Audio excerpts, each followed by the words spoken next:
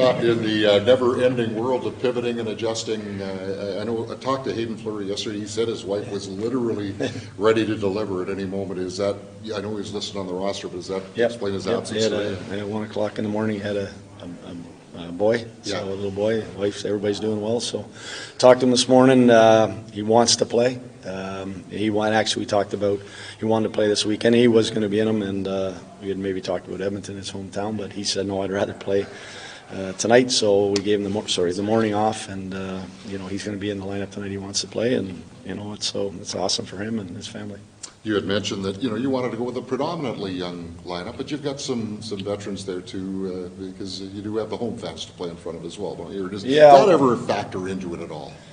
No, this year is so much different because of these two quick games. Having to play third day into camp, it's a great opportunity for our young guys to get a look. Like I said, sort of the first day, Thursday, Friday, that's why our veterans were kind of together, kind of making sure that they had pace to the drills and they were doing. Now it's a chance, as you saw, Lambert will going to be two veterans, Chipperkoff's going in with a couple of veterans. Now it's a little bit of a chance for me to kind of sort of put them in situations that maybe they haven't seen yet. We have to play our 8 vets, so that's the other part of it. We actually have more vets than we've had in past years, and it allows us to kind of keep the Scheifeleys, the Lowrys, Hellebucks, those guys out of the lineup for the next two. Yeah, describe the opportunity that exists in this game for Lambert and Chipperkoff. Yeah, that's for all of them. It's not just those two. There's lots of guys that are looking to make some guys a very first impression. Yager might be a kid that we haven't seen before, and Solomonson coming over and getting a chance to really get themselves in games, and it's for all the group that it's a chance to put the Winnipeg Jet jersey on and go out and represent and show us what they can do. So. For those two guys specifically, they're going to get more than this weekend. Obviously, they're going to get some stuff next as we move forward in the exhibition. So, but having them all in tonight is, I think, it's a pretty good look. For you, from the time Brad Lambert had that game last year with you guys at the end of the year to now, obviously he's put on some weight, but have you noticed a change or progression in his game in this camp so far? Well, I'd probably go back farther than that, watching him 2 years ago, and then, as he went through camp last year, and then his season, I think I watched the Moose play 3 or 4 times. You could see the maturity, the growth as he becomes a year older, as he gets experience in the game, learning how to play the pro game, and then you see, like you said, we saw him at the end of the year, and now had a good summer of training. I know he's excited. I know that you guys are talking to him lots about some of these situations that are available, and he's doing a real good job with the detail side of things. The one part about young players is that they show their energy and their skill and all that stuff, but can they play the system? Can they play with the detail that we coaches ask of and their line mates are expecting? So that area he's really improved.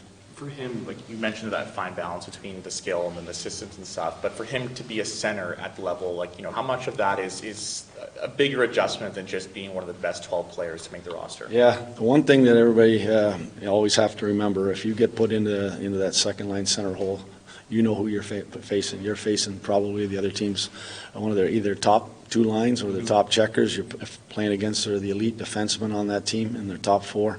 So it's a different game for you. It isn't just going out and playing against your peers, same age guys, same sort of experienced guys. You're getting the best of the best from the opposition. So that's the biggest. That's the next step for all young players to become regulars in the NHL. Can you handle that competition that you're running into? It's no different than a 4th line left winger. All right, you're going against some big meat guys. You're going against some heavy guys on a continuous basis every shift. So those guys, it's maybe a different role to it, but that's all part of the learning progress of young players. You talked about the opportunity that exists for the younger players in this camp, maybe more so than in years past.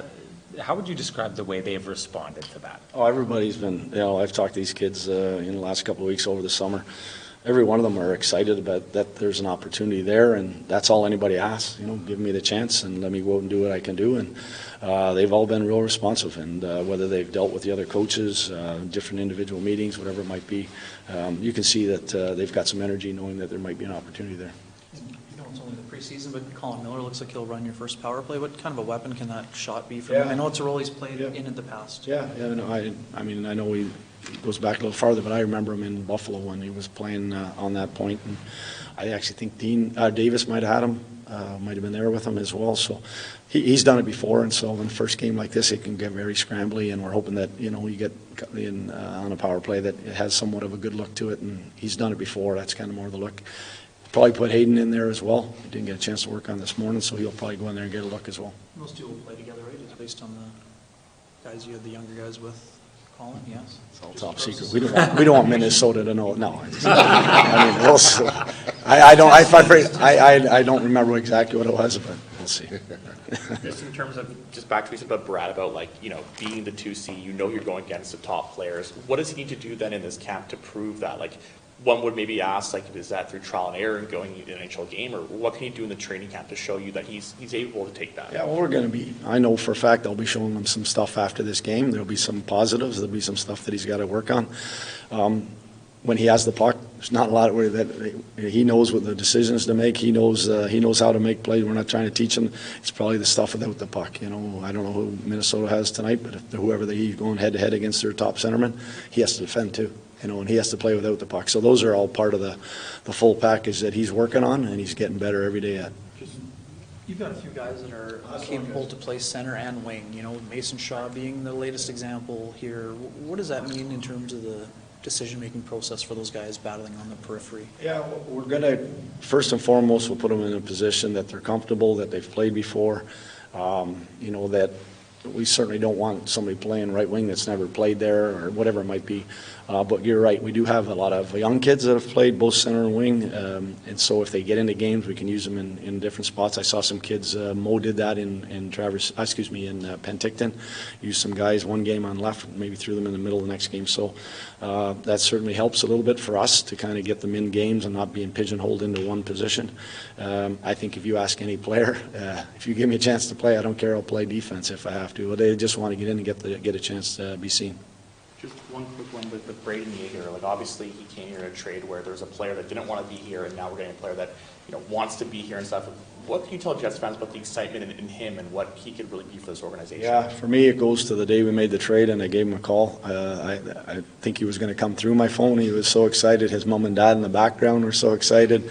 A kid that's pretty thrilled about staying in Canada, and he knows certainly close from Saskatchewan. But at the end of the day, it's he's pretty excited, and we're really happy to have him.